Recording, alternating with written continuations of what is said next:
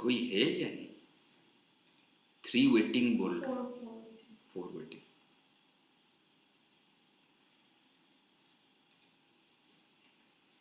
हमारा अभी 6th week चल रहा है ना. Hello everyone. Is it live now? Hello everyone. Welcome to the second and last live session of this massive open online course on philosophical foundations of social research. As you know, this is an 8-week course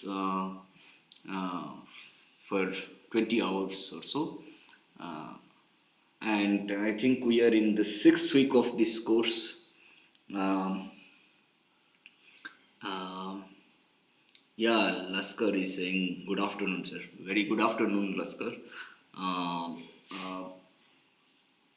If you slightly look at this course, you will find that in the first week, in terms of 2 lectures, we have discussed history of philosophy of social sciences. I mean, the famous Aristotelian question that what is the method of science, or very good afternoon, Vidya.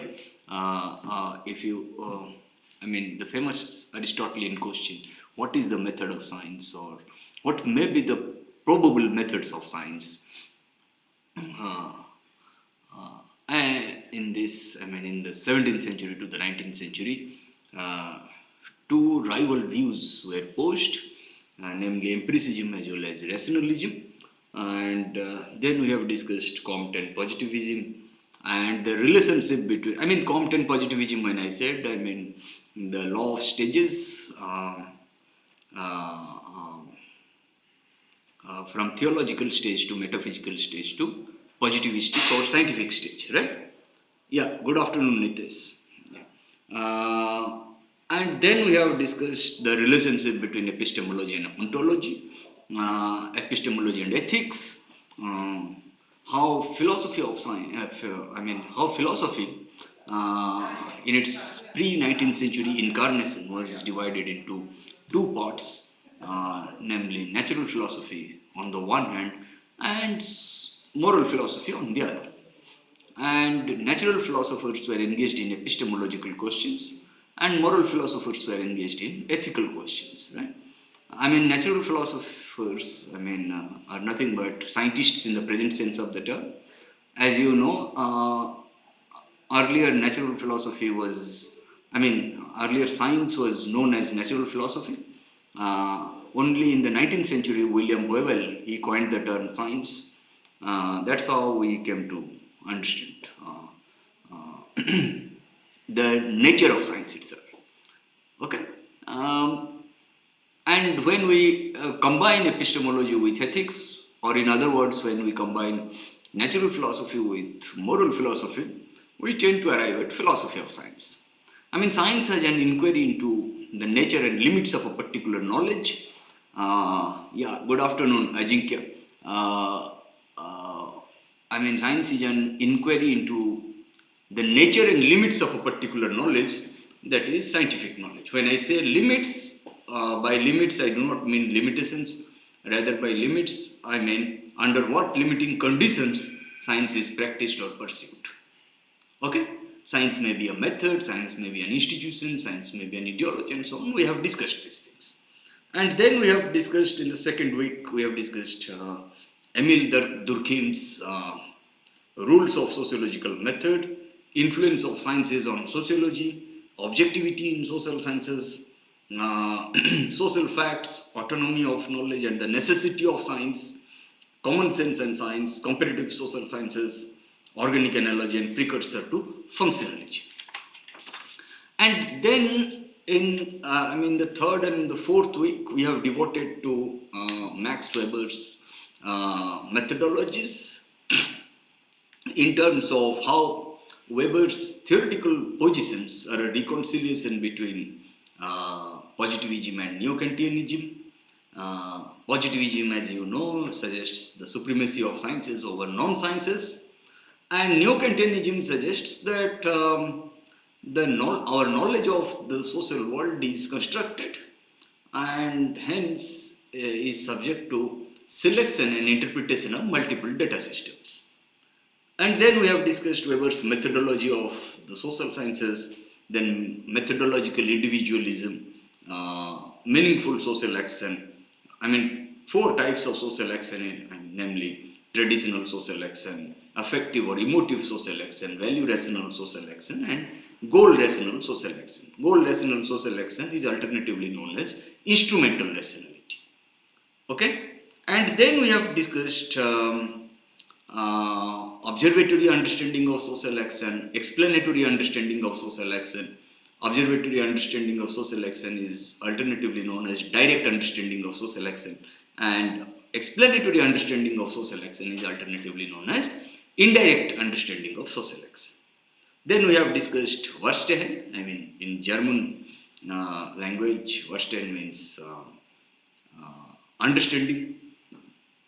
Uh, then we have discussed ideal types and so on. And the fifth week was devoted to Marx in terms of idealism versus materialism, how matter is prior to the formation of idea. Yeah, Laskar is asking kindly a little more elaboration on Marx's historical materialism and dialectic, as both concepts comparatively difficult. Yes, of course, especially dialectic is more difficult than historical materialism, no doubt about it. Then I'll get back to you, Laskar, just a second. I mean, then we have discussed how matter is prior to the formation of idea in the context of um, Marx's reflections on method. Then we have discussed materialist conception of history, popularly known as historical materialism. What Laskar is uh, uh, asking this question that uh, what is I have to elaborate on historical materialism. Uh, you see, uh, to start with, to start to dwell upon historical materialism, it's important to look at the concept of classes. Classes, according to Marx, are manifestations of economic differentiation. Classes are based not on the basis of, or classes are constituted not on the basis of the income that one earns, but on the basis of the position that one occupies in the process of production. Okay. For example, if there are two blacksmiths, one an owner of the farm and the other a paid worker, then both belong to two different classes, not one. Okay. And Marx was not the first to discover social classes or their plights. Many philosophers did it before it. But Marx came to the center stage when he said that in the last thesis on far back, the philosophers have only interpreted the world in various ways. The point, however, is to change it. Okay, classes have traversed, as Marx analyzed, through different stages, namely the hunting and gathering economy, the slave society, the feudal society, and the capitalist society, which will inevitably and unstoppably move on to socialism and thereafter communism. Of these, hunting and gathering economy and socialism and communism, they are not classless societies, whereas the slave society, the feudal society, and the capitalist society are class societies. Okay. Um, mm, uh, and when you look at the primacy of of socio-economic processes and relations so far as materialism is concerned. That's how Marx rejected Hegelian form of dialectic, that and he placed more emphasis on socio-economic processes and socio-economic relations of production. But what is historical? What is historical in historical materialism? The term historical within quote, the term historical within quote refers to how particular forms of society have come into existence and the specific historical contexts within which apparently universal or eternal social forms are located. Why I am saying that apparently universal or eternal social forms? Precisely because they only appear to us as universal. Actually, they are not. They appear to us as eternal, but actually they are not. Okay? If you look at this, then you will find that what are these institutions which only appear to us as universal or eternal? No, maybe state, maybe religion, maybe market. They only appear to us as universal or eternal social forms, but they are not. They are also not static. They are pretty dynamic. They will also change over time and across space, and you will find.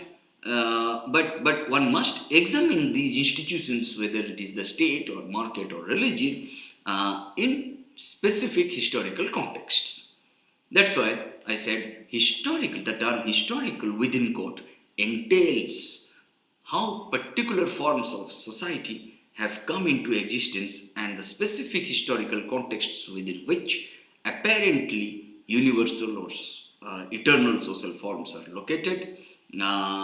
And materialism, when I say, I mean how materialism, Marx's materialism rather, it's a rejection of Hegelian idealism and the primacy of socio-economic processes and relations. Okay. Then what I did, I tried to look at Polanyi's works on historical materialism. How Polanyi tried to provide a threefold typology of historical materialism. One is general theory of historical materialism. Secondly, particular theories of historical materialism, and thirdly, regional theories of historical materialism. When I say general theory of historical materialism, I tend to look at valid applicability in all of production.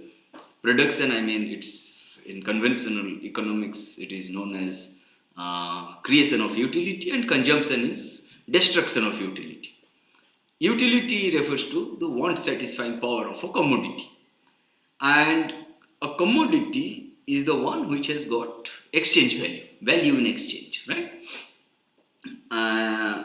That's why general theory of historical materialism must have valid applicability in all of production, raw materials, instruments, relations of production, property relations, relations of real appropriation, labor and social formation, theory of transition between social formations, different structural levels within a specific mode of production, and political, ideological, and economic formations. What I mean, what is a mode of production, for example? A mode of production is a combination of force of production and the relations of production. For example, if I say labor is a force of production, then the corresponding relations of production would be division of labor. If I say land is a force of production, okay, or property is a force of production, then what will be its corresponding relations of production? The property relations, right? And how these modes of production, they shape, they influence our political and ideological formations. Secondly, on about particular theories of historical materialism, what Polonger's, referring to Marx's works on historical materialism, pointed out that the theoretical analysis of each of the modes of production identified in the general theory, that all of production, raw materials, instruments, relations of production, property relations, relations of real appropriation, labor and social formation, theory of transition between social and social formations, different structural levels within specific modes of production, and political, ideological and economic formations. But add on to that, what particular theories of historical materialism suggest that commodity, when I say commodity, I have mentioned that has got exchange value, right? Now in particular theories of historical materialism, we are trying to look at the distinction between use value and exchange value. For example, water has more use value, uh, and diamond has more exchange value, right? Uh, Likewise, distinction between labor and labor power, um, distinction between money and capital. Uh, when I say money and capital, I mean what is the distinction between stock and flow, the distinction between constant capital and variable capital. Okay, land is considered constant capital, otherwise, all others are variable capital, including labor, right? Labor, capital, entrepreneur, they all are variable capital. Rather, fixed capital or constant capital means only land. Then the difference between value and surplus value, difference between interest and capitalist ground rent, neo-economic structures, uh, uh, uh, when I say neo-economic structures, I mean neo-economic structures of capitalist modes of production. Uh, when I come to regional theory of historical materialism, I mean theories of the particular structural levels or regions within each mode of production. I may say this is Asiatic mode of production, this is American mode of production, this is European mode of production. Again, please remember that Asia is also not a homogeneous category, or Europe or Africa, they are not homogeneous categories, right? They are also pretty heterogeneous. The mode of production that you tend to see in China or Japan, you may not witness in India, right? Or Bangladesh or Pakistan or Sri Lanka, right? Okay, that's why they are known as regional theories of historical materialism, theories of the particular structural levels or regions within each modes of production, within each mode of production. Okay, I'm getting back to Vidya. I'm very fascinated by philosophy as a subject, but I have not academically studied it. Could you suggest some books that I can read to get started?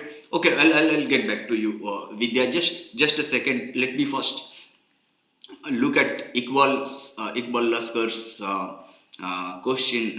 Then, when you come to dialectic, okay, see. I'm not going to look at, for example, Adorno's dialectic, negative dialectic, also, or somebody else's dialectic. But I'm going to focus more on Marx's dialectic, and which was borrowed from Hegelian dialectic, Hegel's dialectic. That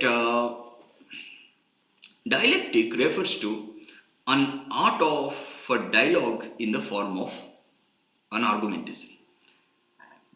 Which suggests that development depends on the class of contradictions and the creation of a new, more advanced synthesis out of these classes. There are three movements of a dialectic. One is thesis, then antithesis, and then synthesis. Okay. Uh, uh, uh, Marx's dialectic is based on social and historical events.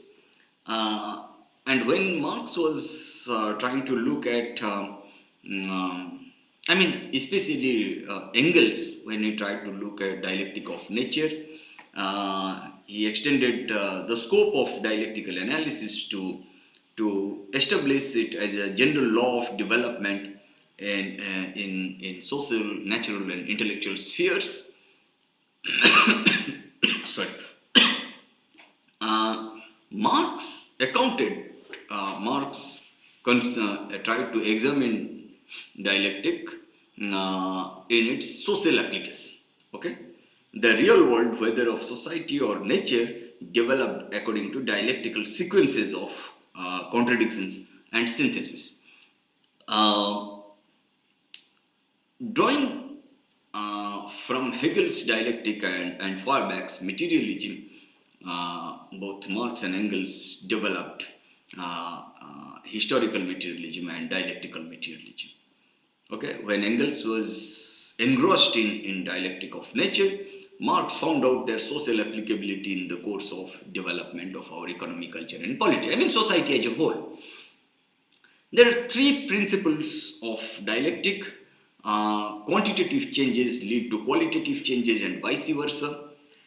Interpenetration of the opposites and the principle of negation of negation. Okay. Uh, when you look at quantitative changes lead to qualitative changes, you will find that uh, and I'm not telling you that only quantitative changes lead to qualitative changes, but at times qualitative changes also can lead to quantitative changes, right? Suppose if I say only uh, 5 students are on strike. Okay, now 10 students are on strike. When you see thousands of students are on strike, then quantity leads to quality. Then it makes a qualitative change in your social, political, economic setup, cultural setup, and so on. And that's how public policies undergo changes by the participation of more and more stakeholders. Uh, when you look at unity and struggle of opposites, you will find that so far as class struggle is concerned, I mean Marx's notion of class struggle is concerned, okay, labor and capital, they are often found in contradiction with each other, and at times labor and capital they get united, at times they confront each other. And the principle of negation, I mean, which is prior? What is prior? Whether somebody says that no, whether chicken or egg, or you can say a tree or plant, or so on, what is prior? Okay, Marx tried to overcome the question of being prior. Rather, what Marx did, Marx tried to look at the dialectical relationship between the two. What is prior? Somebody says that no, labor is prior, somebody says capital is prior, somebody says no, land is prior. Then Marx suggested that you see, you must understand the dialectical relationship between the two instead of getting engaged in what is prior, which comes first. Okay? For Vidya, what you are asking me, this I'm very fascinated by philosophy as a subject, but I have not academically studied it. Could you suggest some books that I can read to get started? You see, what do you want to? If I ask you one question, that what do you want to study in philosophy? Which aspects fascinate you? Can you please write it down? Then I can tell you. Because this is not a thing. Because I mean, this is not a thing which suggests that no, you must read everything, right? To get started, which areas that you want to reflect on? If you can just write it down in the meantime. Okay, thank you, Iqbal. Um, then in the 6th week, okay, we have discussed two important, very important philosophers of science, namely Karl Popper and Thomas Kuhn. Popper's, how Popper started with the central question of philosophy. The central question of philosophy uh, is the problem of cosmology. The problem of cosmology is the problem of understanding our world, uh, uh, including ourselves and as part of the world. Uh, and then we have discussed how Popper talked about context of discovery and context of justification. And he provided a hypothetical deductive model, principles of falsification, and so on. And then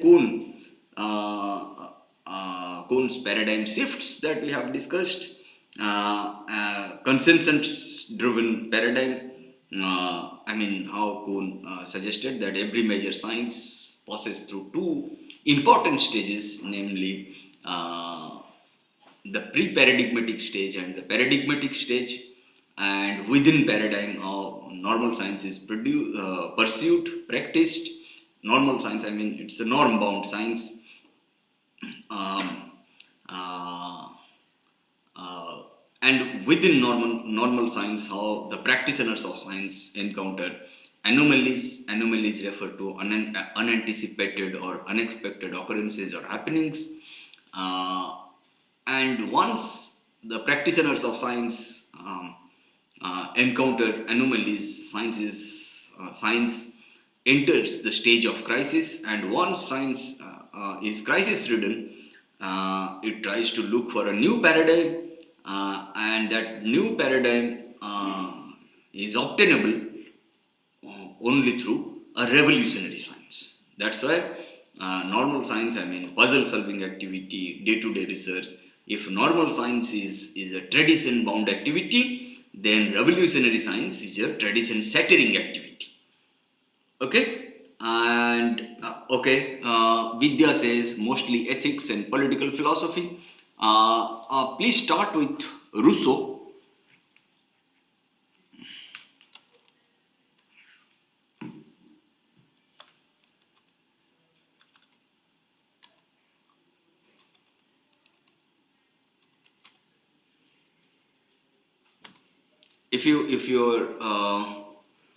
If you try to look at ethics and political philosophy, please start with Rousseau. You can look at the works of Gopal Krishna Gandhi. No, sorry, Ramchandra Gandhi, not.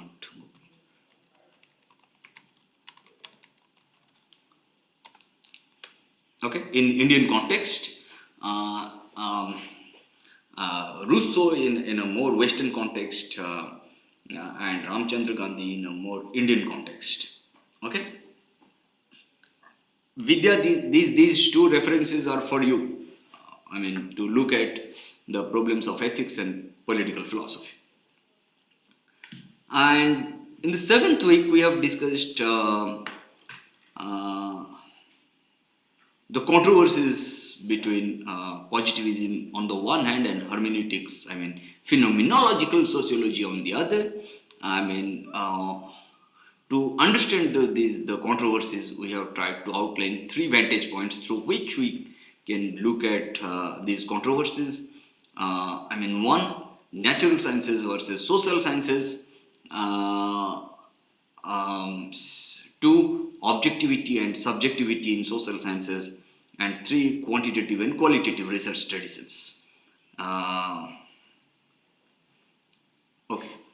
Thank you. Okay. Okay. Welcome, Iqbal and Vidya. And then the last week we have tried to discuss uh, beginning of the end of philosophy of social sciences. Um, uh, uh, and then how when I say beginning of the end of philosophy of social sciences, it doesn't imply that it ends here itself. Rather, what we have done, we have tried to look at philosophy of the social sciences from 5 vantage points. One, naturalism and the unity of scientific method. Two, critics of naturalism. Three, methodological individualism versus holism. Four, what do social sciences do? And 5, methodological pluralism. Okay, and then we have discussed how there is a sense of rejection of grand theory. Uh, uh, uh, but again, we have discussed how Quentin Skinner tried to look at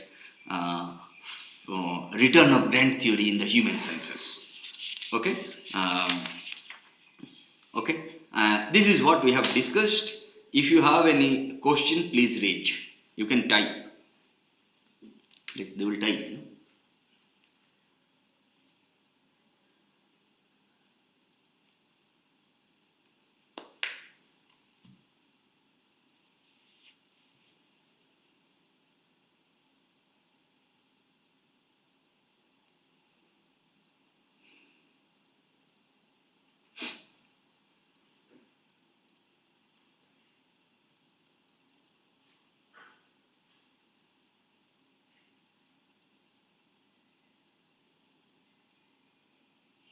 If you have any question, please raise.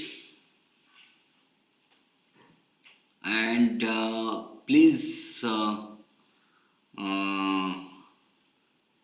attempt all the questions. I mean, in the weekly assignments, you please don't miss. You don't skip any assignment. That will affect your grades later on. And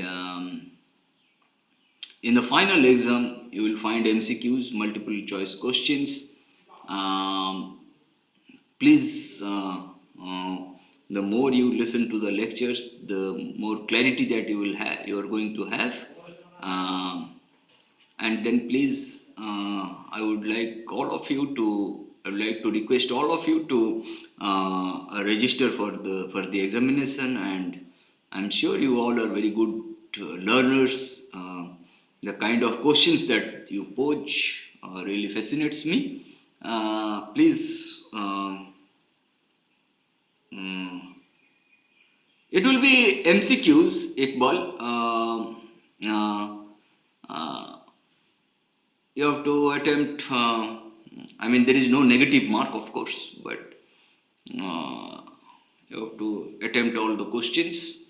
Um, uh, it will be absolutely objective type questions. I mean, multiple choice questions. You have to uh, select the correct one. Okay. uh, Online examination, and the evaluation will also be based, I mean, it is also online based evaluation. Okay. uh, do well. If you have any question, please raise, or else you can also raise questions on the portal. My TAs will respond to your question. If they find it difficult, they will definitely get back to me for a better answer. Okay.